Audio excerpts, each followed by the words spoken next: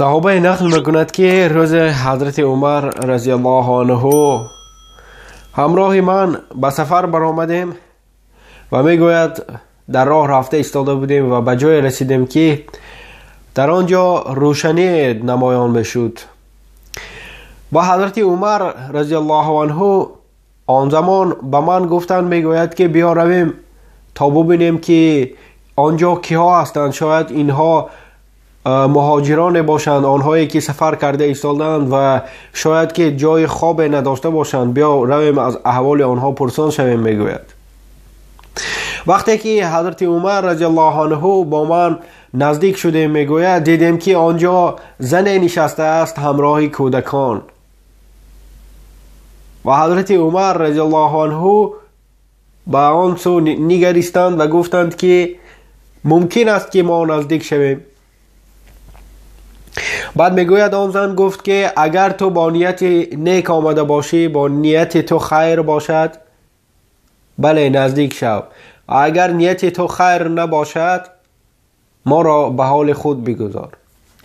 بعدا میگوید حضرت عمر رضی الله عنه نزدیک آمدند و به آن زن گفتند که ای دارندگان روشنایی، یعنی که آن کس نگفتند که ای دارندگان آتش، اما گفتند که ای دارندگان، ای صاحبان روشنایی، چی کار میکنید، چه حال دارید؟ بعد آن زن نگریست و گفت که شب دراز است، شب خنک است و ما اینجا هستیم و این کودکان من هستند، اینها گرسنه هستند. بعدا حضرت عمر رضی الله عنه از آن زن پرسان شدند که در دیگ چی است، در داخل دیگ چی داری؟ بعد آن زن به حضرت عمر رضی الله عنه گفت که در داخل دیگ آب هست، نه چیزی دیگر. من گفت همین گونه کودکان را آرام می سازم تا همان زمانی که خوابشان نبرد. یعنی که در دیگ آب می انداخت، در بالای آتش بود و همین طور همان آب می جوشید تا زمانی که کودکان خسته شوند و خوابشان ببرد. بعدا حضرت عمر رضی الله عنه با آن زن گفتند که خداوند از تو راضی باشد. عمر از حال تو خبر ندارد. گفتند چگونه و میتواند که از حال تو با خبر باشد؟ بعدا آن زن به حضرت عمر رضی الله عنه نگریست و گفت که چگونه و نمیتواند که از حال ما با خبر باشد زمانی که وی با ما فرمانها میدهد، عملهای ما را میگوید اینش درست است، اینش نادرست است، پس چگونه میتواند که از حال ما بخبر باشد؟ بعدا این صحابه میگوید که حضرت عمر رضی الله عنه همراه من آمدند به جایی که به ذخیره خوراک ها، جایی که خوراک ها نگاه داشته میشد، آنجا آمدیم میگوید و حضرت عمر رضی الله عنه آنجا گوشت گرفتند و دیگر چیزهایی که برای خوردن لازم بود و به من میگوید گفتند که این خلطه آرد را به من کمک کن تا بردار و به پشت من بگذار. گفتند.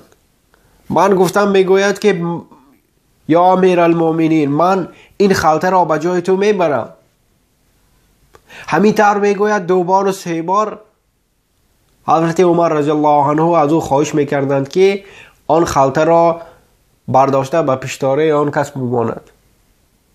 و میگوید دفعه 3 حضرت عمر رضی الله عنه با او گفتند که با من گفتند، میگوید که آیا تو روز قیامت میتوانی که به جای من جواب این گناهی مرا داده باشی؟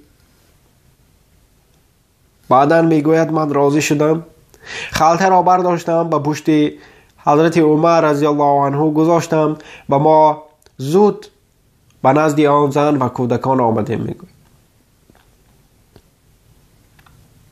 بعدا میگوید هنگامی که خلطه را گذاشته خوراک تیار شد و حضرت عمر رضی الله عنه میگوید خواهش کردند که به من یگان چیزی بده تا خوراک را برای شما بدهم و او میگوید داد و حضرت عمر رضی الله عنه برای آنها خوراک کشیدند و پیشکش کردند و گفتند که به آن زن گفتند که کودک‌ها را بخوران و کودک‌ها بده و من باز برای شما باز میکشم خوراک. و همین طور تا هنگامی که کودکان از خوراک سیر نشدند، حضرت عمر رضی الله عنه آنجا بودند و به آنها خوراک میکشید.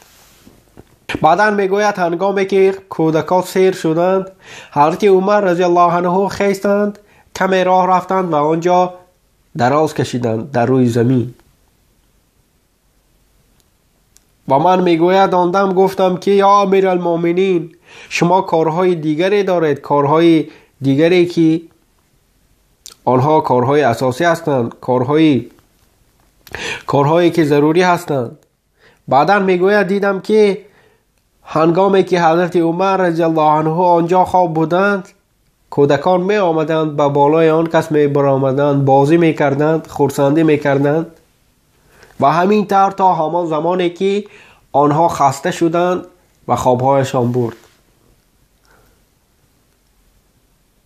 بعدا حضرت عمر رضی الله عنه می گوید این صحابه با من نگریستند و گفتند که قسم به خداوند که من نمی توانستم که زمانی که اینها گرسنه بودند و غمگین بودند از نزد اینها دور شوم تا آن دمی که این حالت را دیدم.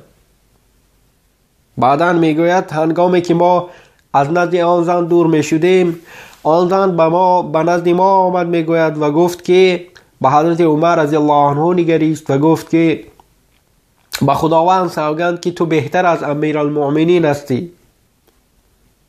بعد میگوید حضرت عمر رضی الله عنه نگریستند و به آن زن گفتند که نه خیر، هیچگاه نیت بد، سخنی بد در حق یگان نفر نگو.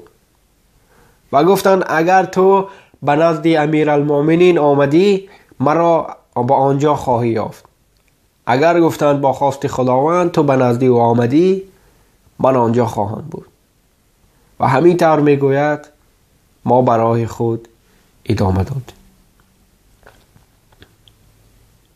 دوستان عزیز، شما می توانید با پخش نمودن تگمچه پادپیسات به کانال ما با نام برادر مسلم آبونه شوید و ثبت های بیشتری ما را آنجا مطالعه کرده باشید.